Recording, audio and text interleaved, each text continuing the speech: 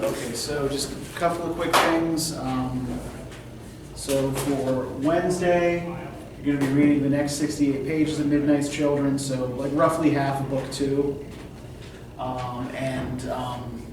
The, what do you call, revisions for paper 1 will be due Friday if you intend to do them. There was something else. Oh yes, I will give you presentation assignments on Wednesday, and those will come towards the end of the term, so you have 2 weeks for those. And then next week I will give you the assignment sheet for paper 2. So does anybody have any questions about that kind of stuff before we move on? Any questions about assignments, about what's coming, anything like that? Okay, cool, great. So how's this going for you? I'm slowly understanding a little bit more now. Okay. My mind is fried. What's that? I could break my mind, it's just fried. And I will say, like, that this is not an easy novel, right? The timeline often gets a little confusing, particularly in, like, the narrator often refers to events that haven't happened yet and to characters we haven't met yet. Foreshadowing. What's that? Foreshadowing. Yeah, I mean, it is a form of foreshadowing, but it's also like that's kind of moving back and forth in time. Literary critics refer to as prolepsis and analepsis. A prolepsis is a flash forward, and an analepsis is a flashback. And that's all over this novel, right? He moves back and forth in time quite a bit. And it's taken us about 130 pages for the narrator even to get to his own birth, right? So most of book 1 has been about his grandparents and his parents. And by the end of book 1, what do we learn about his parents or his relationship to them?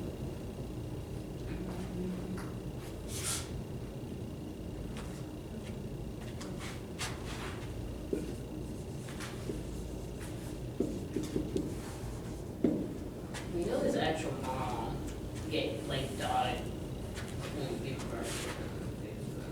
Yeah, he's switched with another baby at birth, right? Mm-hmm.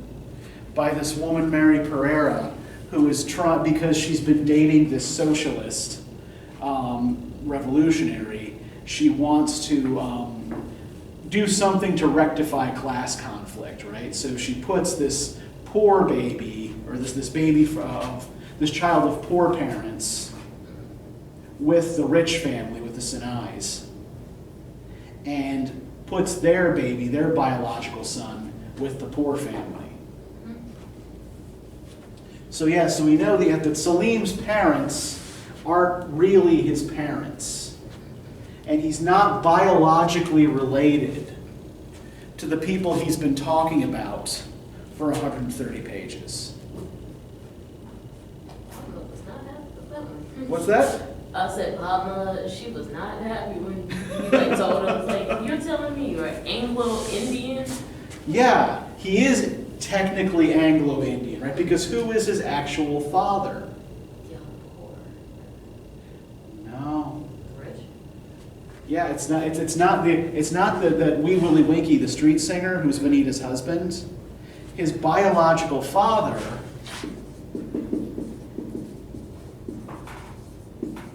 It's William. is that guy William Methwold, who sells them the house, right?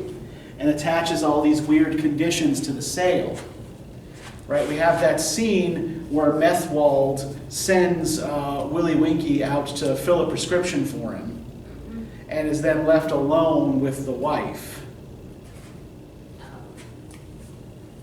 And in that scene, Salim Sinai is conceived. So yeah, he is this admixture of English and Indian. And the other thing about this, so he's, English father, Hindu mother,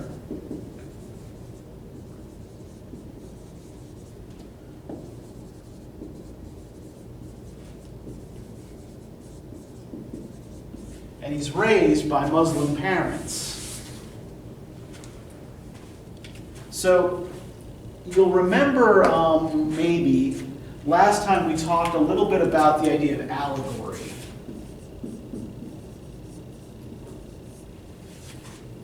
Do y'all remember what an allegory is?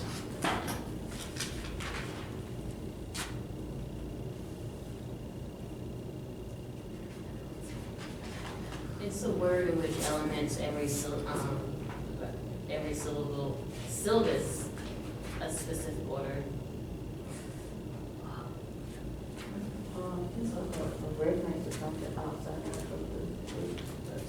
Yeah, an allegory is a text in which everything references some specific other thing outside the text, right? So Midnight's Children specifically is a historical allegory, right? There are different kinds of allegories. There's allegory of ideas where everything in the narrative symbolizes some concept, right? But in a historical allegory, what the characters or events in the allegory symbolize are specific historical figures, places, or events. And Salim Sinai is himself a kind of allegory for the nation of India in this strange mixed heritage, and even in the date of his birth, right? So he's born at the stroke of midnight on August 15th, 1947. Now, what's significant about that date? Is there some type of historic event that happened? Or tell stories of? Well, both, actually. It is a historical event, and it is something that is important to this particular narrative, right? So August 15th, 1947, I think we talked about this last time, is the date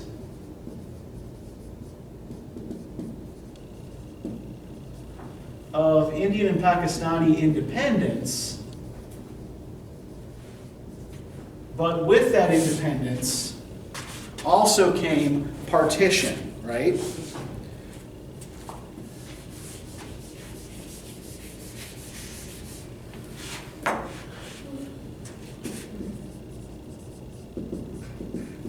So British India is broken up into two separate states on this date, right? Predominantly Muslim Pakistan and predominantly Hindu India. Although Pakistan is more predominantly Muslim than India is predominantly Hindu. There's more religious diversity in India than there is in Pakistan. But so let me show you what this looked like in 1947. I have a map here.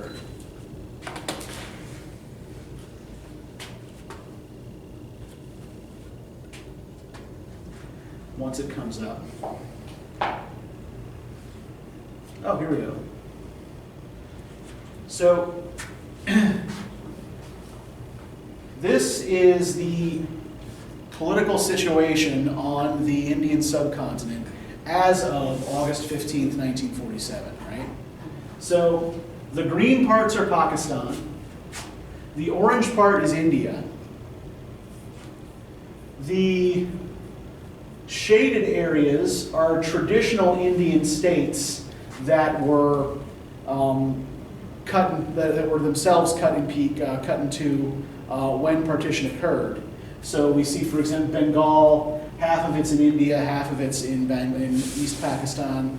Punjab, half of it's in India, half of it's in West Pakistan, right? And we also have all of these gray spots throughout, right? Now these gray spots were what were called princely states, or the British typically called them native states. And these were kind of independent states that were not under direct British rule. So they do not immediately become part of either India or Pakistan.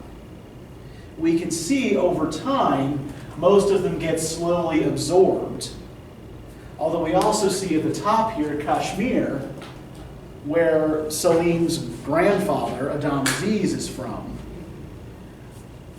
is not formally absorbed into either India or Pakistan, right? The reason it's not listed as, there's not a date listed where it's annexed by either, is because they're both still fighting over it, right? It's still disputed territory.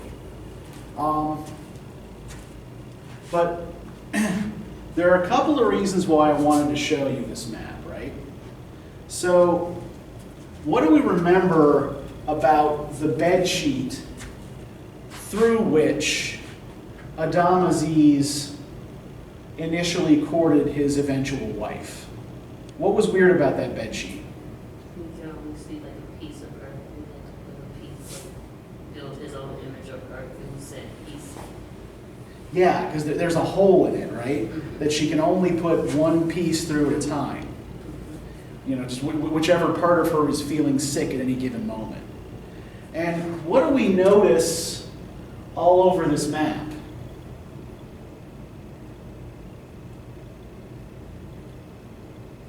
When the states of India and Pakistan are created, what do we find in the middle of them?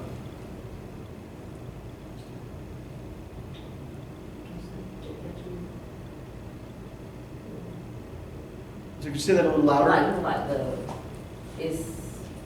everything gets is colder, and then they both have to go to the empty spots. Yeah, there are these holes in the map, right? There are these spots where Indian or Pakistani authority doesn't extend, right? One of the biggest ones indeed being Kashmir, right? So the perforated sheet is itself also a kind of allegory for the development of the new nation, right? Now we also see, again, these states kind of cut, as British India is cut into two pieces, several of these states are cut in two pieces, and this can be related to Salim's birth as well, right? Because at the exact, he is born at the exact moment that India and Pakistan, like just as India has a twin in Pakistan, right? Salim has a twin in this boy Shiva, who is the actual son of his parents, but is going to be raised by a poor Hindu street singer who isn't even really his biological father. His mother having died in childbirth, for reasons to be discussed in a moment. But there's another reason I wanted you to look at this map as well, right? What's the physical trait that Salim connects with his family, particularly with his grandfather? What was interesting or unusual about Adam Aziz's face? Not the nose. Yeah, he had a long and prominent nose, right? Now, if you turn a map of the Indian subcontinent clockwise, what does it look like? Yeah, it looks like a nose coming off of a face, yeah. So this is the whole reason for the nose allegory, right? And then these little islands that are, they're the rubies that fall out of Adam Aziz's nose, right? So what Rushdie is doing is connecting the fortunes and the lives of this narrator and his family very, very closely to the fortunes of the still young nation of India. Right, so let's actually just kind of look back at the very first page of chapter 1 here. Right. I was born in the city of Bombay once upon a time. No, that won't do. There's no getting away from the date. I was born in Dr. Narlakar's nursing home on August 5th, 1947. And the time? The time matters too. Well then, at night. No, it's important to be more on the stroke of midnight, as a matter of fact. Clock hands joined palms in respectful greeting as I came. Oh, spell it out, spell it out. At the precise instant of India's arrival at independence, I tumbled forth into the world. There were gasps. And outside the window, fireworks and crowds. A few seconds later, my father broke his big toe. But his accident was a mere trifle when set beside what had befallen me in that benighted moment, because thanks to the occult tyrannies of those blandly saluting clocks, I had been mysteriously handcuffed to history. My destinies indissolubly changed to those of my country. For the next 3 decades, there was to be no escape. Soothsayers had prophesied me, newspapers celebrated my arrival, politicos ratified my authenticity. I was left entirely without a say in the matter. I, Salim Sinai, later variously called Snot-Nose, Stain-Face, Baldy, Sniffer, Buddha, and even Piece of the Moon, had become heavily embroiled in fate. At the best of times, a dangerous sort of involvement, and I couldn't even wipe my own nose at the time. Now, however, time, having no further use for me, is running out. I will soon be 31 years old, perhaps, if my crumbling, overused body permits, but I have no hope of saving my life, nor can I count on having even 1,000 nights in a night. I must work fast, faster than Scheherazade, if I am to end up meaning something. I admit it, above all things, I fear absurdity. And there are so many stories to tell, too many, such an excess of intertwined lives, events, miracles, places, rumors, so dense a commingling of the improbable and the mundane. I have been a swallower of lives, and to know me, just the one of me, you'll have to swallow the lot as well. Consumed multitudes are jostling and shoving inside me, and guided only by the memory of a large white bedsheet with a roughly circular hole some 7 inches in diameter cut into the center, clutching at the dream of that wholly mutilated square of linen, which is my talisman, my open sesame, I must commence the business of remaking my life from the point at which it really began, some 32 years before anything as obvious as present as my clock-ridden, crime-stained birth. So this is probably also a good time to point to some of the influences Rushdie is drawing on here, because they're really evident in this brief little introduction. So one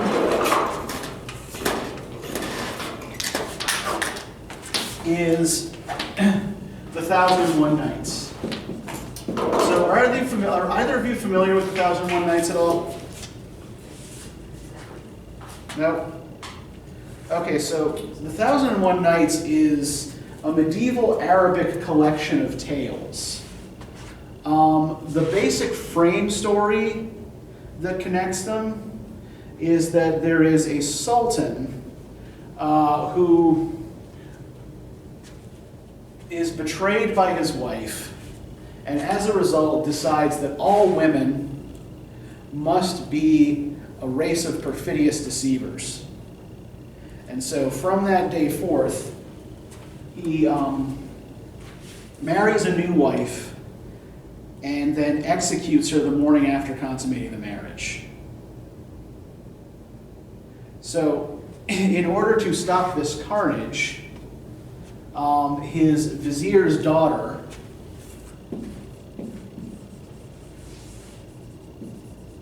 Scheherazade in Persian, or Shahrazad in Arabic,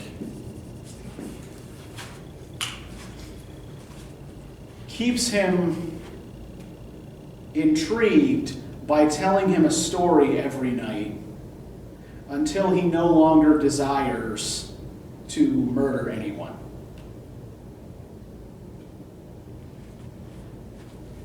And thus everyone basically lives happily ever after, right? And most of the stories she tells have to do with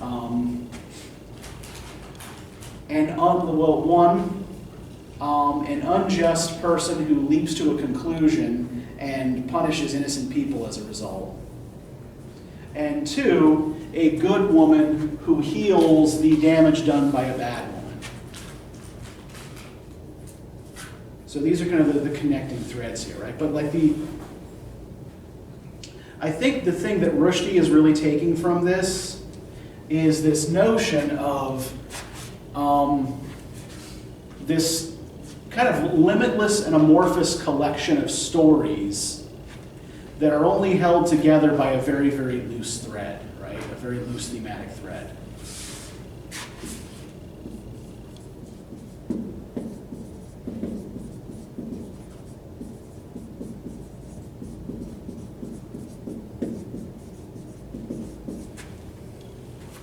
And that have also been pretty thoroughly absorbed and changed by Western audiences. So, the first translations of The 1001 Nights appear in French in the 18th century, and then those are soon translated into English. New stories are somehow found and added to the collection. The Western version of The 1001 Nights ends up being something quite different from what the original Arabic version was. So there's this tension between a Western translation and an Eastern original.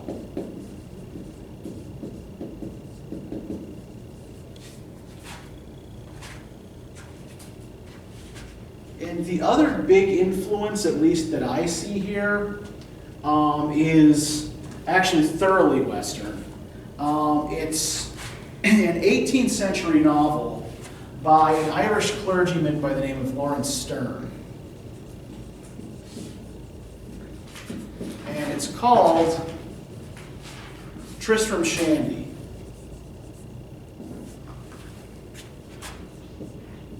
And it's published in volumes from 1759 through 1767. And Tristram Shandy resembles Midnight's Children in that it purports to be the autobiography of the title character. But it's halfway through the book before he manages to get to his own birth.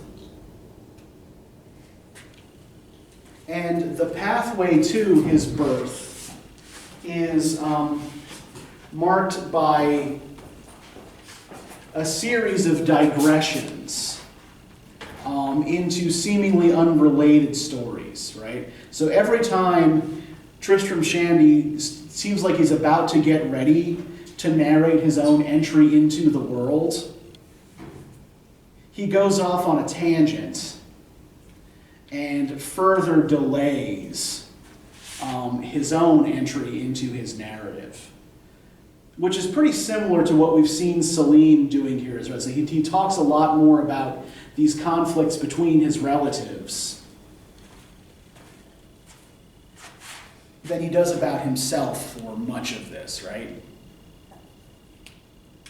And there are some things that happen to the character Tristram Shandy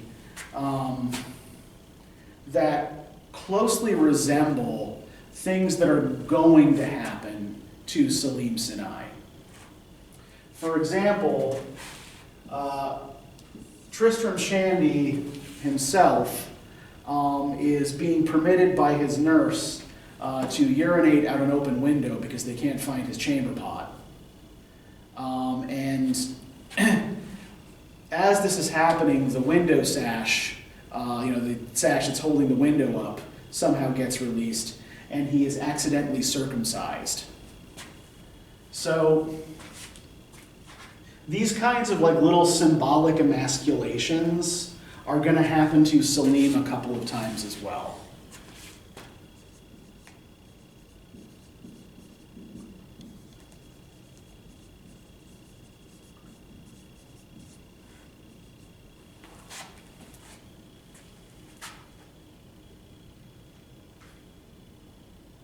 And the last thing I want to point out before we kind of dig into some of the specifics of what y'all read for today is, again, we have these kind of twinned characters, right, Salim and Shiva, who were born at the same time and exchanged with each other.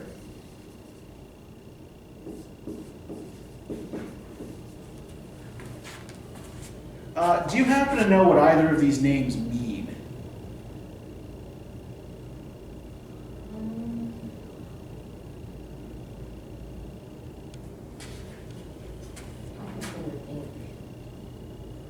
Okay, and yeah, and again, just no problem if you don't. Just curious if you did. So Salim comes from an Arabic word that means safe.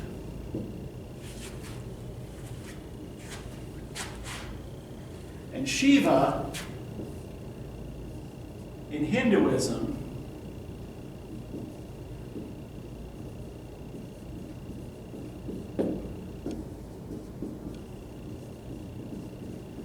is the god of destruction and change.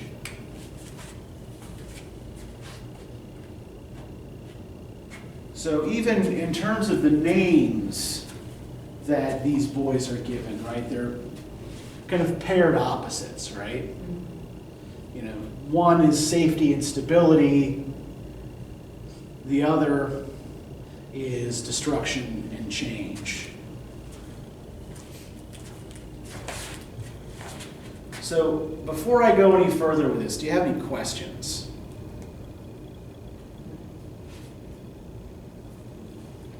Okay, so let's maybe keep our focus on the way Salim presents himself to us for a little while, right? So what do we know about where he is and what he's doing while he is putting together this narrative?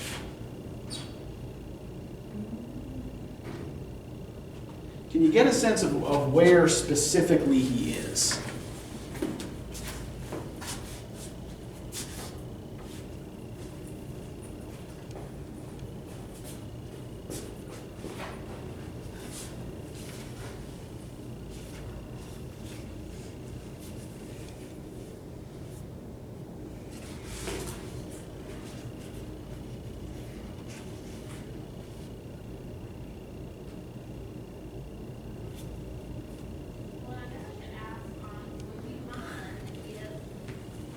Maybe we can start with who's with him as he's writing.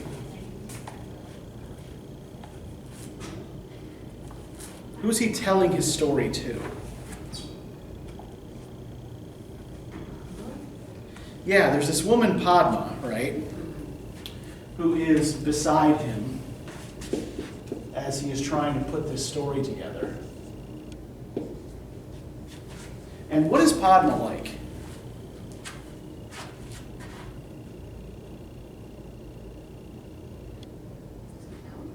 What's that? Him, or just like the story about him or something?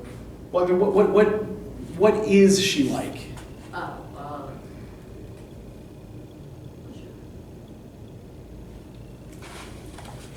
So the name Padma is symbolic as what's the name of a Hindu goddess.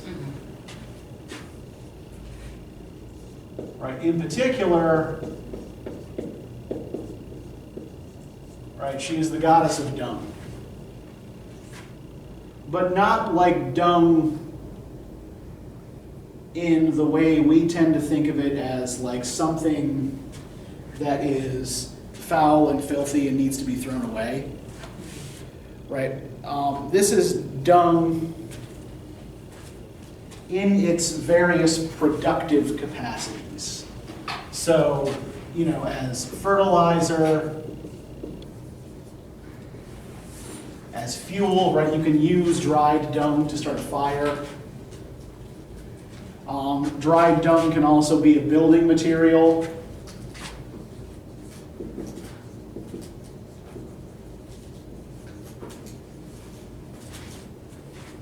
So what Padma really is a kind of goddess of fertility and industry, right? The one who possesses dung is, in some ways, the one who makes life possible. And personality-wise, what is she like?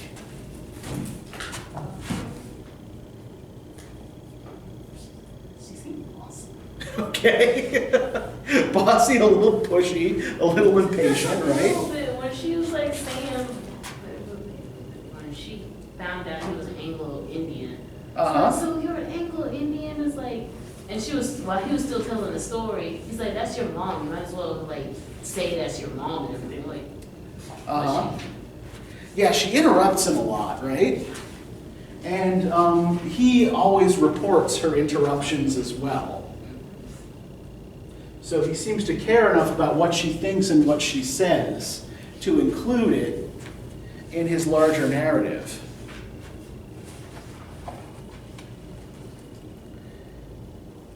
And they are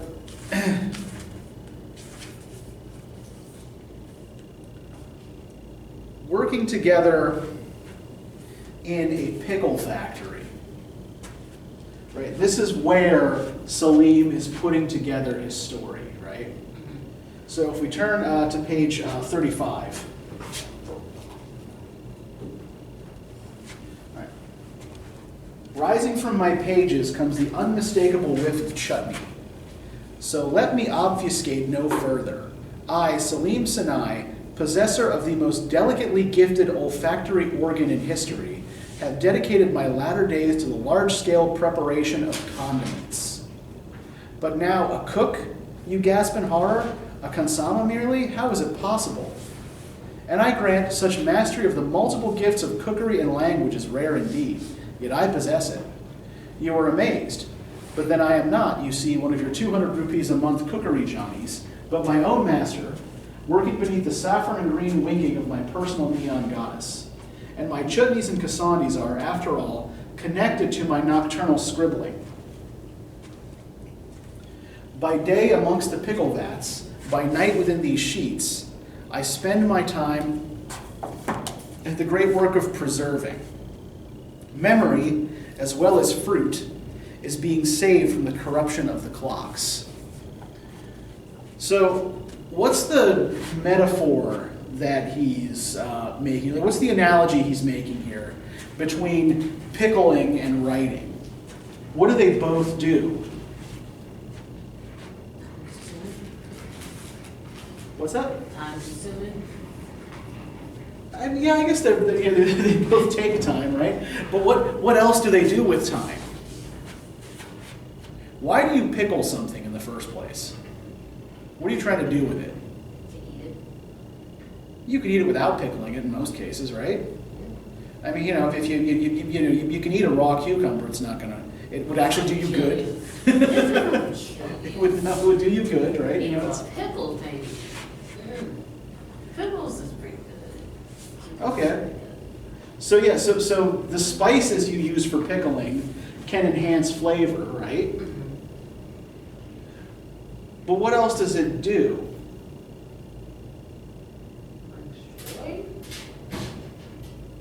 To the cucumber. Whenever writing, it brings joy and you get to tell people a story. Sure. In his case, it's telling the story of his birth and his grandparents and who else knows what more of the story. We just know what we know so far. So he is in the pages that he's scribbling, right? Preserving family memory, or at least a version of it, right? When you pickle a fruit or a vegetable, Or even, I mean, you know, some meats can be pickled as well, right? Essentially what you're doing is preserving it, right? Can you leave a jar of raw cucumbers on the shelf indefinitely and, you know, like, still eat them a year later? A jar of pickles though, right? You know, we see a jar, like, jars of pickles in Walmart or Yeah. wherever you buy your pickles at on the shelf. Yeah, they don't have to be refrigerated, right? As long as you leave it sealed, it's not gonna go bad. You can refrigerate them for it takes. Yeah, Not for mine. yeah. Well, once you open it, you should probably put it in the fridge. But, my point being here, that like, so what this is, it's a method of preservation, right? And writing and pickling, according to Salim, are related in that way, right?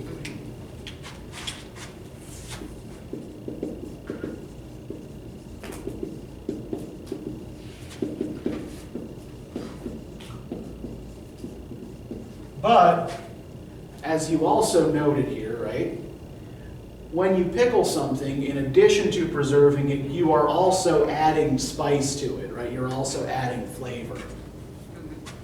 Right, you can have flavor too. Exactly, yeah. You can have a whole plot twist, Uh-huh. story. You can just end it on a cliffhanger. You can do whatever you want. Sure. Reading and writing. Sure. So what this suggests is that Salim's preserved memories are also kind of embellished, right? That he's adding something to them. Not just to preserve them, but also to make them taste different.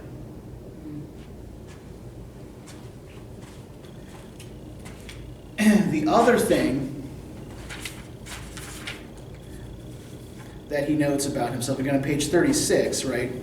Please believe me that I am falling apart. I am not speaking metaphorically, nor is this the opening gambit of some melodramatic, riddling, grubby appeal for pity. I mean quite simply that I have begun to crack all over like an old jug, that my poor body, singular, unlovely, buffeted by too much history, subjected to drainage above and drainage below, mutilated by doors, brained by spittoons, has started coming apart at the seams. In short, I am literally disintegrating, slowly for the moment, although there are signs of acceleration. I ask you only to accept, as I have accepted, that I shall eventually crumble into approximately 630 million particles of anonymous and necessarily oblivious dust. This is why I've resolved to confide in paper before I forget. We are a nation of forgetters. So what does he think is happening to him? He's slowly aging. But this isn't just aging, right? I mean, he's only 31 years old as he tells us, right? What does he literally think is happening to him? Yeah, he's breaking into little pieces, right? And this is why he gets angry with the doctor that Padma brings to see him, right? Because the doctor tells him that he's not falling into pieces, right? And It's a he, mental, what's that? a mental thing. Like he thinks he's falling apart, Uh-huh. while other people might think he's not. He's mentally feel like he is falling apart. Well, let's think about Salim for a second, less as a person, right? And more as an allegory for the nation of India. How many pieces does he think he's about to fall apart into? He gives us a specific number.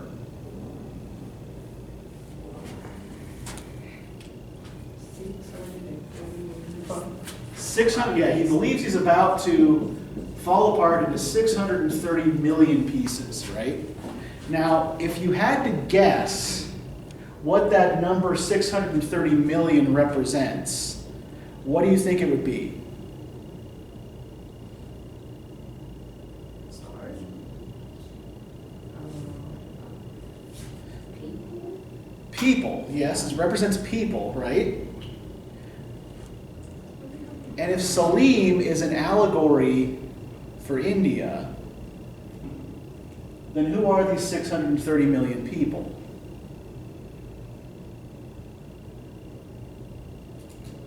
People that live there. Yeah, exactly.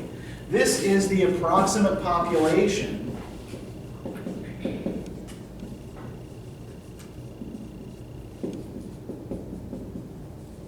of India around 1980.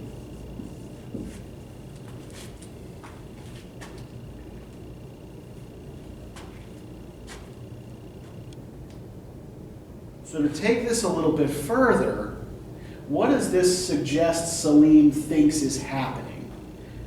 Is this something that's just happening to himself personally, physically?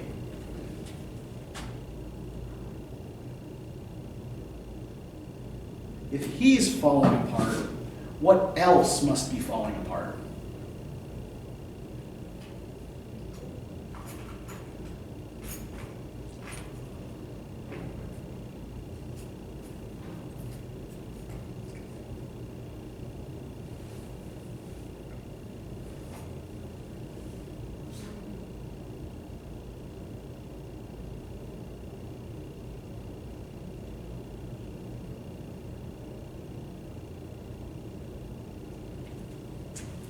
And again, think about this in terms of historical allegory and what place, event, or concept Salim himself is connected to.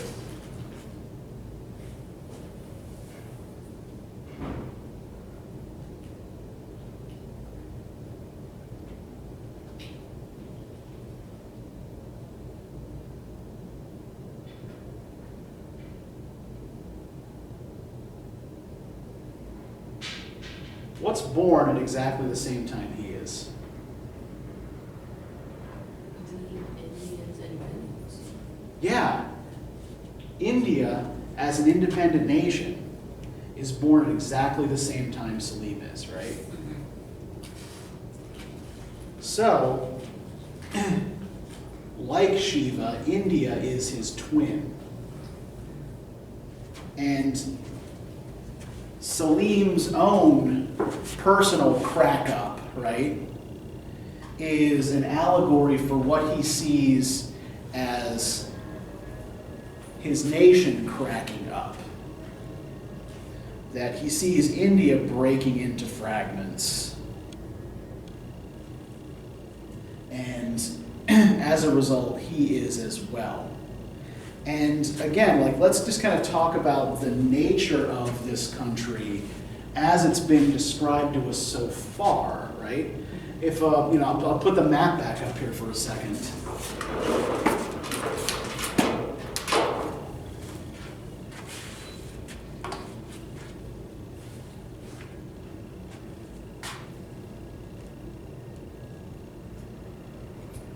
And let's just consider here.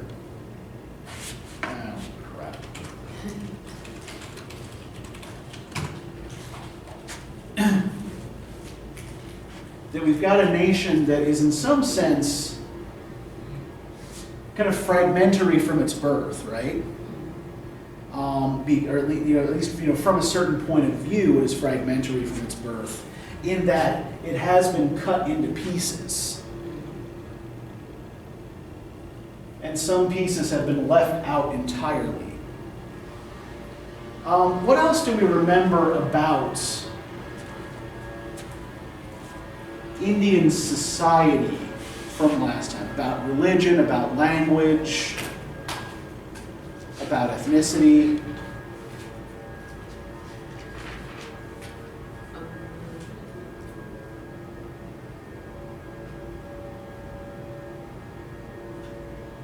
was just like a mix of a lot of different.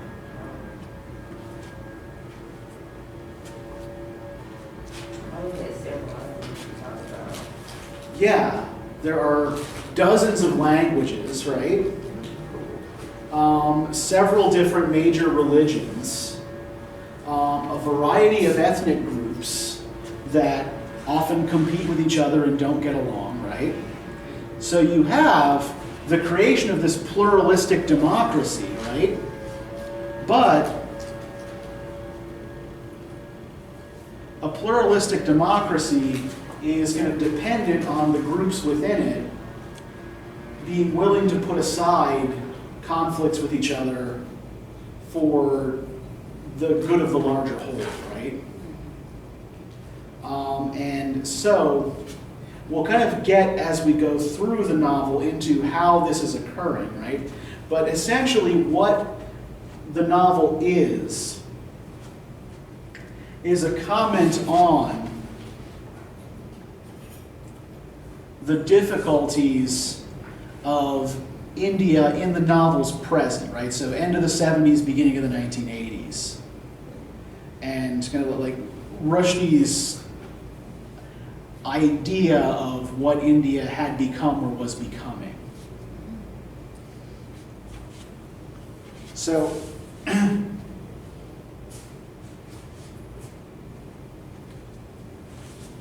the one thing that I do want to focus on here before we finish up, we got about maybe 20 minutes left, is the role of the British in all of this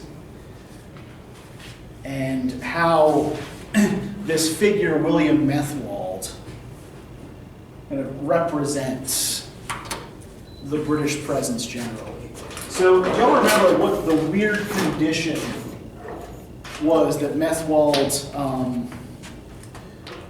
imposed on these Indian families that wanted to buy the villas on his estate. What did they have to do?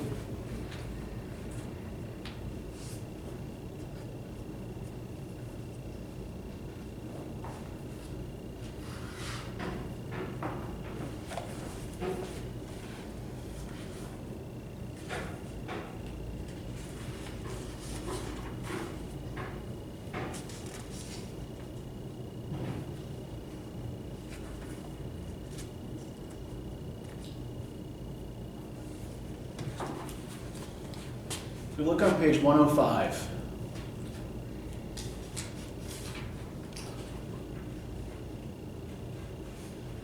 Methwold's estate was sold on two conditions: that the houses be bought complete with every last thing in them, that the entire contents be retained by the new owners, and that the actual transfer should not take place until midnight on August 15th. So we have this weird Englishman with this center, this prominent center part in his black hair, right? The hair itself turns out to be a wig. But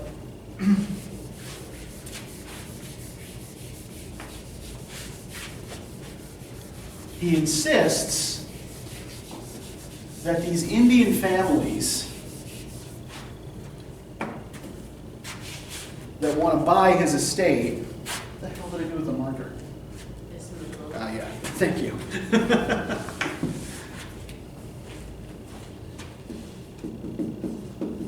That they have to keep everything exactly as is, and they don't own the place until August 15th, right? I'm sorry, a little louder? When Salman was basically born. Yes, and when Salman was born, what else was born? The Indians independence. Yes. So they don't own the property until Indian independence, right? All of the villas on his property are named for famous European palaces, right? So the Sinais, for example, live in Buckingham Villa, right? There's a Versailles Villa, there's a Sanssouci Villa, and an Escorial Villa.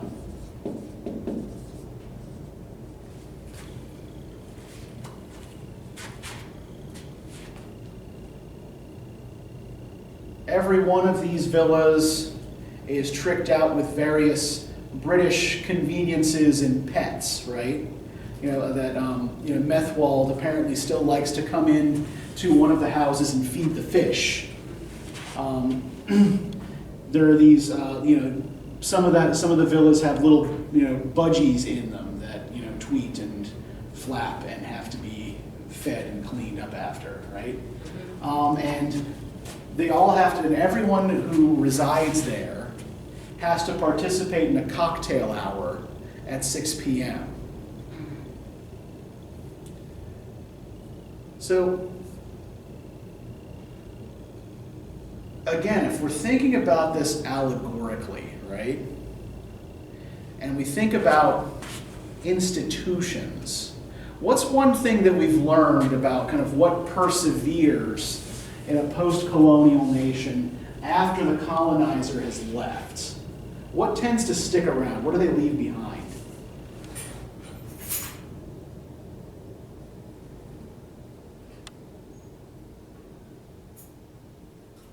Kind of like some of their like traditions. Yeah, their traditions, and in particular institutions, right?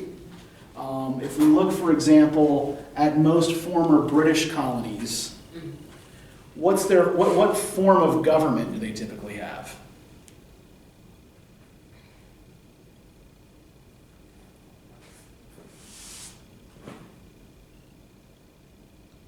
They usually have a parliament, right?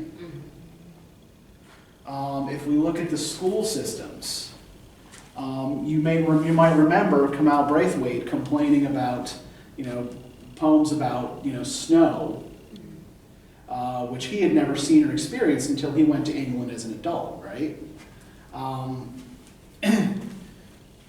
There are, other post-colonial writers who complain about having to learn poems about daffodils, which, they're like, what the fuck is a daffodil?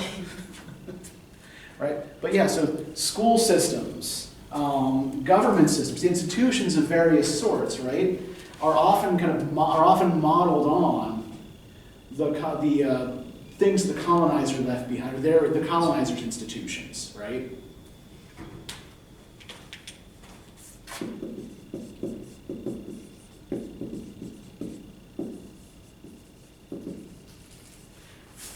And in fact, right, not only are the Sinais going to be raising William Methwold's biological son, right?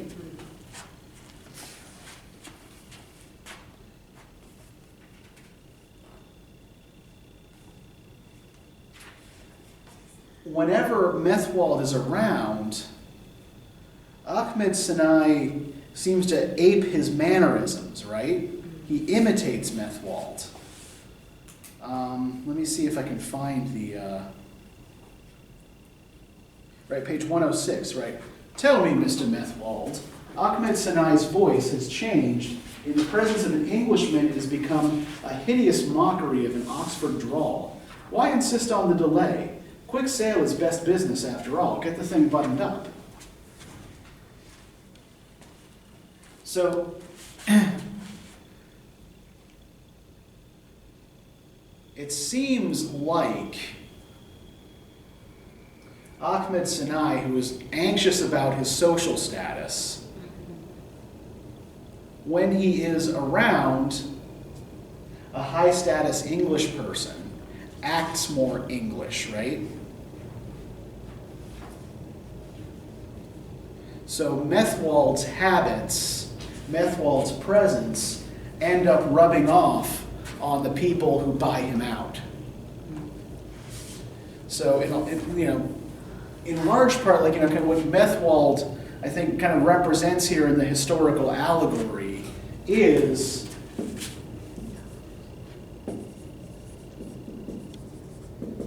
this kind of continuing presence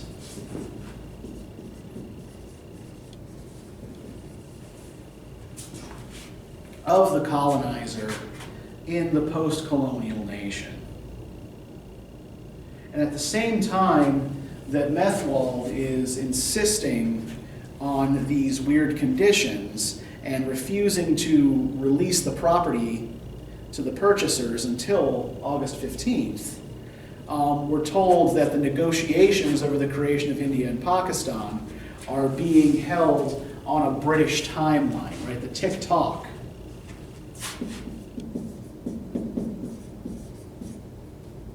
Right, is related to that British expression that everything is tickety-boo, right? Everything is moving along as it should. It's something you occasionally will still hear upper class British people say.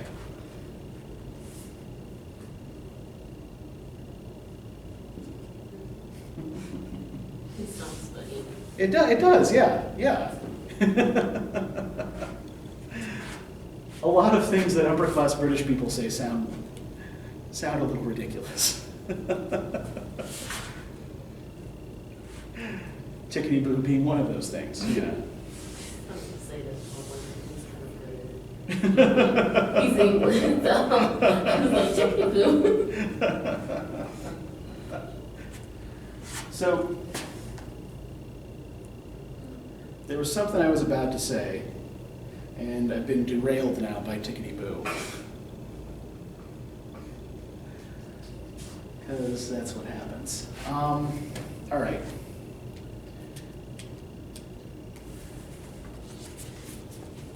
Last thing I want to get into today, and this is just going to be a quick, brief thing. Just a quick note about how class difference is represented here, even among Indians, because this is something that, as we kind of track it later on through the novel, right? It's worth mentioning that Salim's family belongs to the educated middle classes. Even though Salim himself is born to a street, to the wife of a street performer. But why is it that his actual biological mother dies? Yeah, hemorrhoid.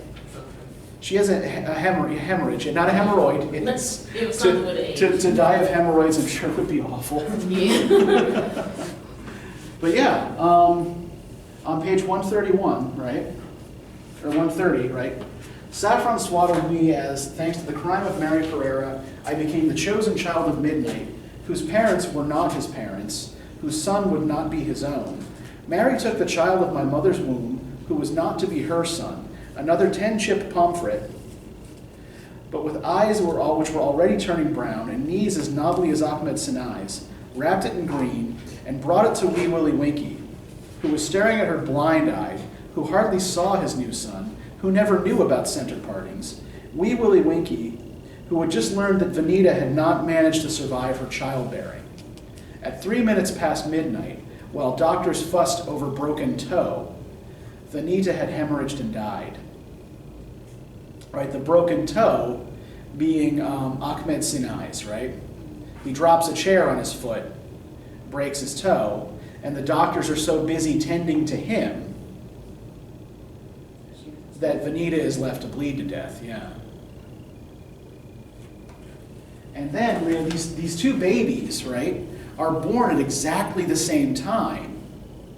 But which one gets all the attention and the newspaper photographs and the check for 100 rupees?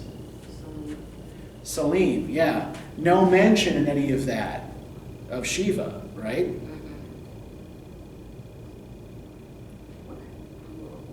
Do we even know what happened to the other one? What happens to Shiva? Yeah. We will. Yeah, he's not disappearing from the narrative. He'll be back, and that's one of the reasons why this is important, right?